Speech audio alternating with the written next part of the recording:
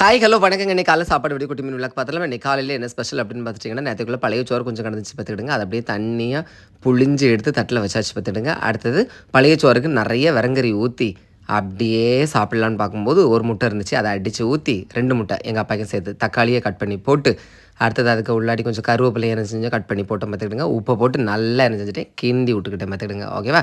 யார் யாரெல்லாம் முட்டைக்கு இந்த மாதிரி இந்த தக்காளி கருவேப்பிலை எல்லாம் போட்டு சாப்பிடுவீங்கன்னு மறக்காமல் கமெண்ட்டில் சொல்லுங்கள். அப்படியே எடுத்துகிட்டு போய் தோசை கல்லில் ஊற்றியாச்சு பார்த்துக்கிடுங்க ஆம்லேட்டு. அப்படியே ஆம்லேட்டு வந்துட்டு இருக்கவே வீட்டுக்கு உள்ளாடி போயிட்டு என்ன எடுத்துகிட்டு வந்தேன்னு பார்த்தீங்கன்னா, சோத்து கூட்டுக்கு அழகாக மிச்சர் எடுத்துகிட்டு வந்தேன். அதை கொஞ்சம் தட்டியாச்சு பார்த்துக்கிடுங்க. அப்படியே வந்து முட்டை ஆம்லேட் வெந்துக்கிட்டே இருந்துச்சு. மாற்றி போடுறதுக்கு தான் படாத பாடுபடுவேன்னு உங்களுக்கு தெரியும் பார்த்தீங்களா.